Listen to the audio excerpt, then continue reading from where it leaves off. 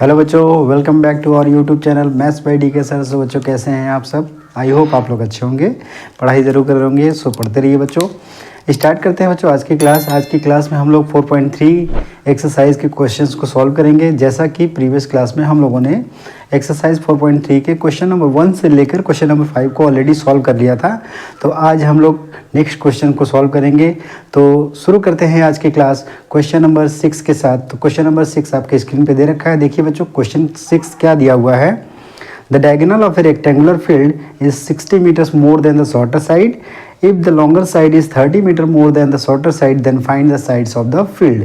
Simple सा question दे रखा है। बोल रहा है कि एक रेक्टेंगुलर फील्ड है जिसका डायगोनल शॉर्टर साइड से 60 मीटर मोर देन है और उसका longer side 30 meter more than है द शॉर्टर साइड। तो आपको साइड से इसके फाइंड आउट करने हैं, मतलब कि लॉन्गर साइड और शॉर्टर साइड फाइंड आउट करना है। ध्यान दीजिए बच्चों, इस क्वेश्चन को सॉल्व करने के लिए रेक्टेंगल के बारे में आपको जानकारी होनी चाहिए। आशा करते हैं कि आपको जानकारी होगी। ठीक है, अब ध्यान दीजिए कि यहाँ पे डायगोनल का कंपैरिजन दे रखा है शॉर्टर साइड से, लॉन्गर साइड का कंपैरिजन दे रखा है शॉर्टर साइड से। इसका मतलब कहीं ना कहीं हमें एज्यूम करना पड़ेगा शॉर्टर साइड को।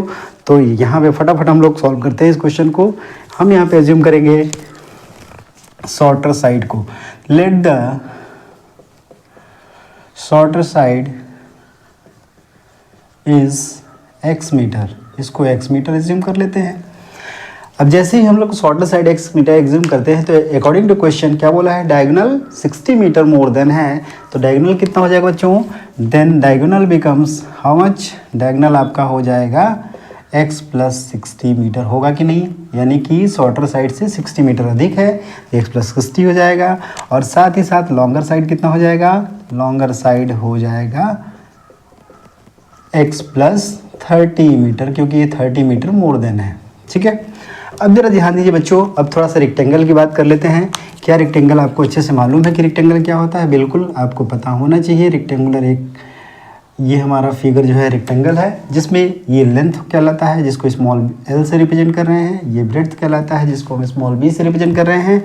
इस साइड को हम लोग डायगोनल ऑफ रेक्टेंगल बोलते हैं जिसको हम स्मॉल d से रिप्रेजेंट करते हैं। आपको पता है कि रेक्टेंगल के हर वर्टेक्स पे यानी यहाँ पे 90 डिग्री फॉर्म होता है। तो ध्यान दीजिए कि क्या ये triangle right angle triangle form हो रहा है। जब राइट एंगल ट्रायंगल फॉर्म हो रहा है तो आपको पता होता है कि 90 डिग्री के सामने वाली साइड जो होती है हाइपोटेनियस होती है। तो हाइपोटेनियस और परपेंडिकुलर और बेस के बीच में रिलेशन हमको पता है by Pythagoras theorem that D square is equals to L square plus B square. ये आपको अच्छे से मालूम होगा। इसी रिलेशन का यूज हमें करना है। क्यों करना है? क्योंकि यहाँ पे 3 ही चीज़ें दे रखी है, इसके अलावा और कोई भी चीज़ हमें क्वांटिटी या कोई भी वैल्यू नहीं दे रखा है। So we will use here the relation between diagonal length and breadth of a rectangular field. ठीक है, तो ध्यान दीजिए, इनको रिप्रेजेंट कर देते हैं। शॉर्टर साइड को हमने b माना है तो b से रिप्रेजेंट कर देते हैं। डायगोनल ये d है, इसको d से रिप्रेजेंट कर देते हैं और लॉन्गर साइड को l से रिप्रेजेंट करते हैं। रिलेशन का यूज करते हैं। As we know that d square is equals to L square plus B square. तो सिंपल डी एल और बी की वैल्यू यहाँ पे पुट करेंगे तो देखिए क्या बन जाएगा। डी की वैल्यू क्या है बच्चों? x प्लस 60 है, इसका होल स्क्वायर। उसी तरीके से एल क्या है? x प्लस 30 है, इसका होल स्क्वायर, प्लस b क्या है? x, इसका होल स्क्वायर। सिंप्लीफाई करते हैं बोथ साइड। ये होल स्क्वायर करेंगे, a प्लस बी का होल स्क्वायर आपको मालूम है a square plus B square plus 2ab। तो उसका यूज़ करेंगे x square plus 3600 plus 120x। और इधर क्या हो जाएगा बच्चों? राइट साइड में x square plus 900 plus 60x plus x square. अब जरा ध्यान दीजिए, LHS और RHS में यानी इक्वल साइन के लेफ्ट साइड और राइट साइड में देखिए कोई क्वांटिटी सेम है क्या? अगर सेम होता है तो वो कैंसिल आउट हो जाता है, यानी कि x स्क्वायर यहाँ पे भी है, x स्क्वायर यहाँ पे भी है, कैंसिल आउट हो जाएगा। अब इसको हम लोग क्वाड्रेटिक इक्वेशन के फॉर्म में लिख सकते हैं। ध्यान रहे, आप सारे टर्म्स को वहीं लिखते हैं, यानी कि उसी साइड लिखेंगे जिधर एक्स स्क्वायर का कोफिशिएंट पॉजिटिव होता है, यानी कि एक्स स्क्वायर पॉजिटिव में होता है। तो यहाँ पॉजिटिव है, मतलब इन सारे नंबर्स को हम इधर शिफ्ट कर देंगे। तो देखिए क्या हो जाएगा, x square plus 60x plus 900 minus 3600 minus 120x is equals to 0। ये आपका हो गया। अब इसको सिंप्लीफाई करते हैं। आपको पता है कि लाइक क्वांटिटीज़ को ऐड या सब्ट्रैक्ट करते हैं, लाइक क्वांटिटीज़ को ऐड या सब्ट्रैक्ट करते हैं। तो ये क्या हो जाएगा, एक्स स्क्वायर माइनस 60x और ये हो जाएगा minus 2700 is equals to 0। Now see here, अब इसको फैक्टराइज करना है तो यहाँ पे हम लोग क्वाड्रेटिक फार्मूला का ना यूज़ करके हम इसको फैक्टराइजेशन का यूज़ करते हैं।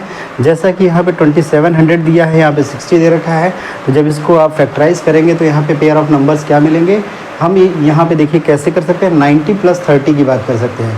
90 प्लस 30 करेंगे तो 120 हो जाएगा, इसका मतलब 90 माइनस 30 करेंगे तो 60 हो जाएगा और 90 इंटू 30 का मल्टीप्लिकेशन 2700 आएगा। ये आप फैक्टराइजेशन कर लीजिएगा, ठीक है। तो इसका पेयर ऑफ नंबर्स क्या बनेंगे बच्चों, x square minus 90 minus 30 x minus 2700 is equals to 0। Bracket open करते हैं, ब्रैकेट जैसे ही ओपन करेंगे बच्चों ये इक्वेशन क्या बन जाएगा, कुछ इस तरीके से बन जाएगा, x square minus 90x plus 30x minus 2700 is equals to 0। Common ले लीजिए, x में कॉमन लेंगे तो यहाँ पे माइनस 90 हो जाएगा, यहाँ से 30 कॉमन लीजिए, x माइनस 90 हो जाएगा।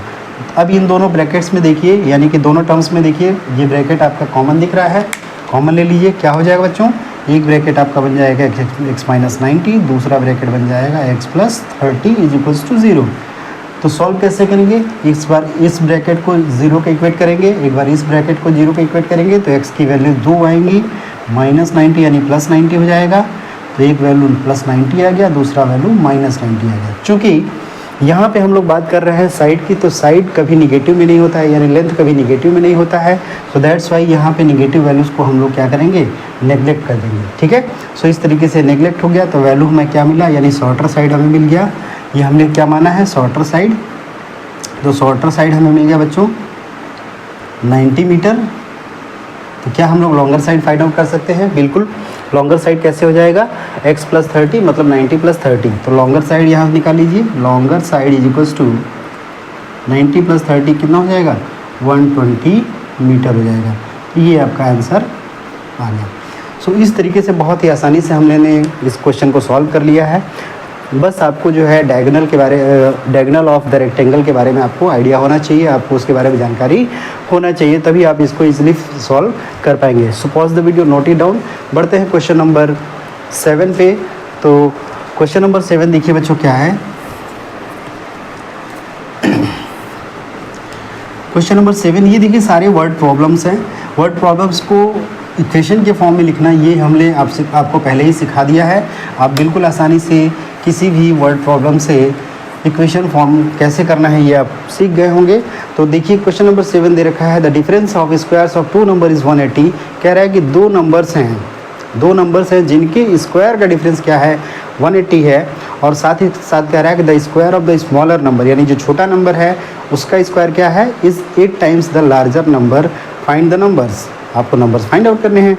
तो ध्यान दीजिए, ये है क्वेश्चन नंबर 7। क्वेश्चन नंबर 7 में कह रहा है कि स्क्वायर ऑफ, यानी difference of square of 2 numbers. अब यहाँ पे ध्यान दीजिए कि कोई कंपैरिजन, किसी एक दूसरे से कंपैरिजन नहीं दिया हुआ है, सिंपल सी बात हो रहा है, उनका एडिशन या सब्ट्रैक्शन दे रखा है, ठीक है। तो हम लोग इक्वेशन बनाते हैं, यहाँ पे 2 वेरिएबल एज्यूम करके करना पड़ेगा, एक वेरिएबल से नहीं हो पाएगा। तो 2 वेरिएबल एज्यूम करते हैं। लेट द नंबर्स आर, यहाँ पे एज्यूम करिए, let the numbers are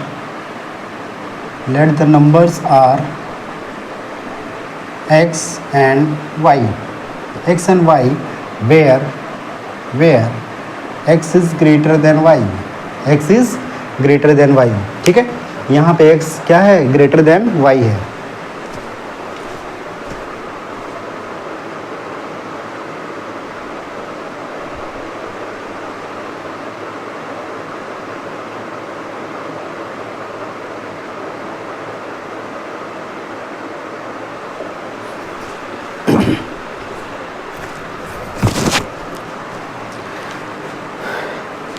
late the numbers are x and y where x is greater than y, यानी x क्या है, एक बड़ा नंबर, कोई ना कोई एक बड़ा नंबर होगा, इस वजह से हम लोगों ने यहाँ पे एज्यूम कर लिया है कि x बड़ा नंबर है। अकॉर्डिंग टू क्वेश्चन अब क्या बोला है बच्चों, कह रहा है कि difference of their squares. Difference क्या होता है, डिफरेंस होता है larger quantity minus smaller quantity, यही होता है डिफरेंस। डिफरेंस की जब भी बात की जाती है तो हमेशा आप बड़े नंबर में से छोटे नंबर को सब्ट्रैक्ट करते हैं। तो ये देखिए क्या हो जाएगा, तो हो जाएगा square of this number minus square of this number is how much 180। तो ये कितना हो जाएगा x square minus y square is equals to 180। इसको मान लेते हैं इक्वेशन नंबर 1। कोई दिक्कत, ये समझ में आ रहा है सभी को? इसके बाद सेकंड कंडीशन क्या कह रहा है कि the square of smaller number, छोटा नंबर कौन सा है, वाई है, इसका स्क्वायर किसके बराबर है 8 टाइम्स ऑफ लार्जर नंबर। बिल्कुल सही है। तो सेकंड यानी कि ये फर्स्ट केस हो गया। सेकंड कंडीशन क्या कह रहा है, the square of smaller number यानी कि y का स्क्वायर किसके बराबर है 8 टाइम्स। 8 टाइम्स का मतलब मल्टीप्लाई किसके, लार्जर नंबर की। ये हो गया इक्वेशन नंबर 2। अब आप देख रहे होंगे कि दोनों ही इक्वेशन हमारा स्क्वायर के फॉर्म में आ रहे हैं। एक यहाँ पे x हमारा 1 के पावर 1 के फॉर्म में आ रहा है। एक्चुअली में ये क्वाड्रेटिक इक्वेशन बनना है। यहाँ क्वाड्रेटिक इक्वेशन अगर बनेगा तो इसका मतलब 1 वेरिएबल में आपका होना चाहिए। तो 1 वेरिएबल में बदलने के लिए ये y square equal to 8x दे रखा है। तो बहुत ईजी सा, ये सिंपल सा दिख रहा है कि अगर वाई स्क्वायर को यहाँ पे हम 8x पुट कर दें तो ये सिंपल सा इक्वेशन नंबर 1 क्वाड्रेटिक के फॉर्म में 1 वेरिएबल के फॉर्म में बदल जाएगा। तो करते हैं हम लोग, यानी कि सब्स्टिट्यूट द वैल्यू ऑफ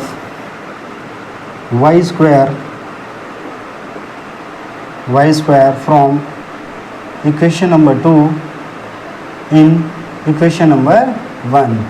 ये हो पाएगा सभी से, बिल्कुल इजी है। जैसे ही y स्क्वायर की वैल्यू 8x है यहाँ पे पुट करते हैं, ये क्या बन जाएगा x square minus 8x is equals to 180। अब ये टर्म को, अब चूंकि क्वाड्रेटिक में क्या करते हैं सारे टर्म को एक साथ लिखते हैं और राइट साइड में 0 लिख देते हैं।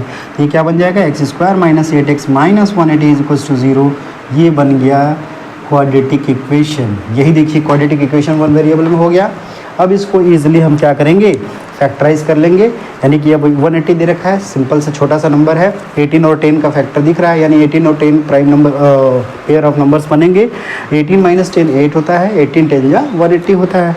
तो ये सिंपल सा नंबर दिख रहा है। इसको क्या करेंगे, just x square minus 18 minus 10 x minus 180 is equals to 0। इसको इस तरीके से के ब्रैकेट ओपन करिए, plus 10x minus 180 is equals to 0। अब यहाँ पे देखिए, यहाँ पे कॉमन ले लेते हैं तो x माइनस 18 हो जाएगा। इधर से कॉमन लेंगे प्लस 10, ये भी x माइनस 18 हो जाएगा। अब ये दोनों टर्म्स में से कुछ एक ब्रैकेट में सेम नंबर आ गया, मतलब यहाँ से कॉमन जब बाहर निकालेंगे तो बच्चों क्या हो जाएगा, ये देखिए एक ब्रैकेट बन जाएगा x माइनस 18, दूसरा ब्रैकेट बन जाएगा x plus 10 is equals to 0। So यहाँ से x की वैल्यू क्या क्या आ जाएंगी, एक आ जाएगा प्लस 18, एक आ जाएगा माइनस 10। अब चूंकि यहाँ पे नंबर्स की बात हो रही है तो निगेटिव नंबर्स को हम नेगलेक्ट करेंगे, यूज़ करेंगे पॉजिटिव नंबर को। तो एक नंबर हमारा क्या हो जाएगा x 18 हो जाएगा। दूसरा नंबर क्या हो जाएगा y की वैल्यू कैसे आएगी बच्चों, y की वैल्यू देखिए यहाँ सेकेंड इक्वेशन में पुट करते हैं। तो वाई स्क्वायर बराबर चूँकि 8x दे रखा है तो यहाँ पर रखिए 8 इंटू 18, ठीक है। तो ये 18 ये कितना हो जाएगा 144। अब 144 इसका स्क्वायर रूट फाइंड आउट करेंगे तो y की वैल्यू कितनी आ जाएगी 12 आ जाएगी। तो एक नंबर आपका 18 आ गया और दूसरा नंबर क्या आ गया 12 आ गया। तो इस तरीके से आपका ये सोल्यूशन हो गया इस क्वेश्चन का, ठीक है। तो बहुत ही ईजी सोल्यूशन रहा है। ये वर्ड प्रॉब्लम से हम लोगों को वेरिएबल एज्यूम करना है, according to question conditions form करना है।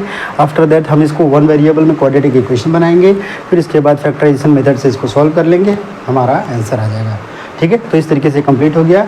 So pause the video, note it down. बढ़ते हैं क्वेश्चन नंबर 8 पे।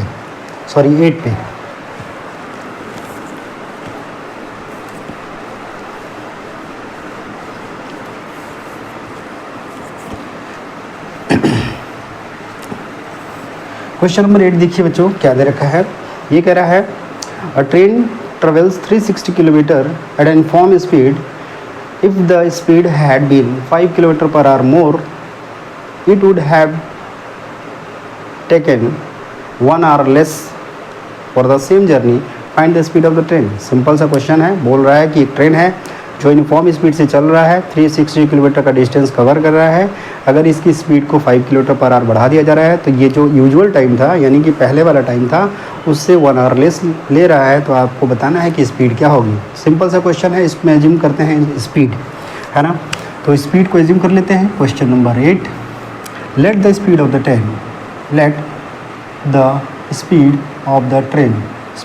The train is equals to x kilometre per hour, ठीक है।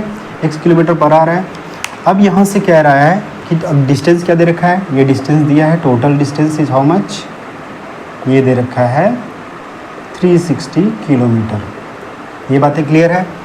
अब क्वेश्चंस में आइए। अब चूंकि यह टाइम की बात हो रही है, क्योंकि टाइम कम हो रहा है ना, तो टाइम का कंपेयर हो रहा है, तो हम पहले टाइम फाइंड आउट कर ले हैं। तो यहाँ पे टाइम टेकन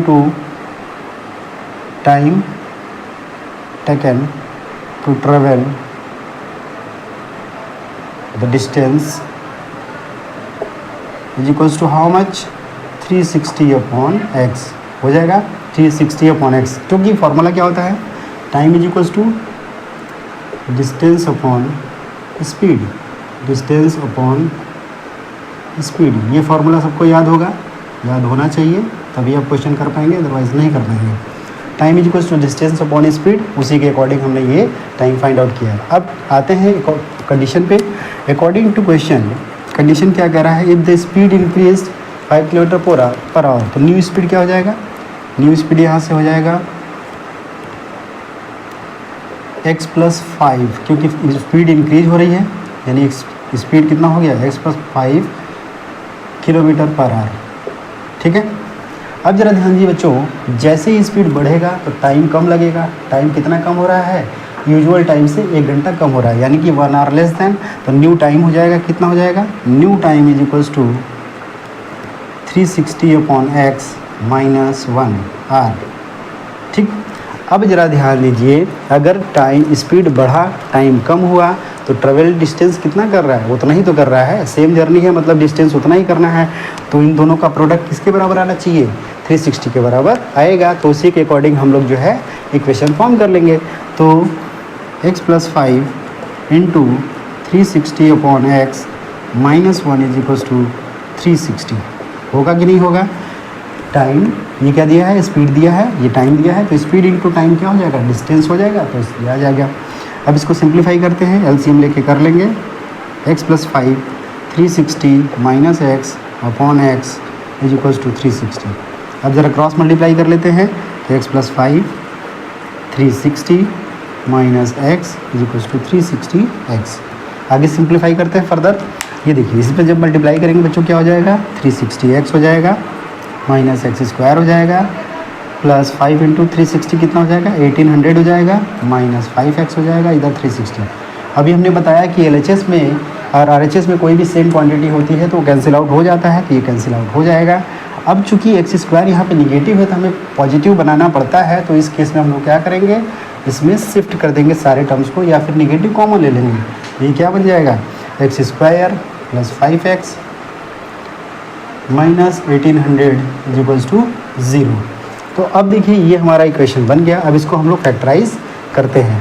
फैक्टराइज कैसे करेंगे बच्चों, देखिए यहाँ पे हम लोग सिंपल सा ये प्रोडक्ट देखिए कैसा लेंगे। जब इसको फैक्टराइज करेंगे तो पेयर ऑफ नंबर्स 45 और 40 आपको मिलेगा, है ना, क्योंकि 45 - 45 हो जाएगा और इसका प्रोडक्ट 1800 के बराबर आ जाएगा। तो इस तरीके से पेयर ऑफ नंबर मिल गया। तो ये आ जाएगा 45 - 40 x - 1800 इज इक्वल्स टू 0। तो ब्रैकेट ओपन करिए, plus 45x - 40x - 1800 is equals to 0, common ले लीजिए, x + 45, दूसरा ब्रैकेट यहाँ से 40। अब देखिए, यही ब्रैकेट यहाँ पे चाहिए, तो हमें कोफिशिएंट 1 है x का, पॉजिटिव भी है, तो 40 कॉमन लेना पड़ेगा, तभी 1 होगा, माइनस कॉमन लेंगे तो पॉजिटिव हो जाएगा, x + 45 इज इक्वल्स टू 0। एक ब्रैकेट आपका x - 40 हो गया, एक ब्रैकेट आपका x + 45 हो गया। सो इस तरीके से वैल्यूज़ क्या क्या आ जाएंगी x की, एक आ जाएगा +40, एक आ जाएगा -45। चूँकि स्पीड निगेटिव नहीं होगी तो इसे नेगलेक्ट कर देंगे, तो आंसर हमारा क्या हो जाएगा, speed of the train is equals to 40 kilometre per hour. यही आपका आंसर हो जाएगा। ठीक है। सो इस तरीके से बहुत ही सिंपल तरीके से हम लोगों ने इस क्वेश्चन को सॉल्व कर लिया। जस्ट आपको करना क्या है, स्पीड एज्यूम करना है, डिस्टेंस दे रखा है, इस फॉर्मूले का यूज़ ज़रूर करना है। इस फॉर्मूले का आपको पता होना चाहिए, आपको यूज़ कैसे करना है वो भी मालूम होना चाहिए, तभी आप इसको आसानी से कर पाएंगे।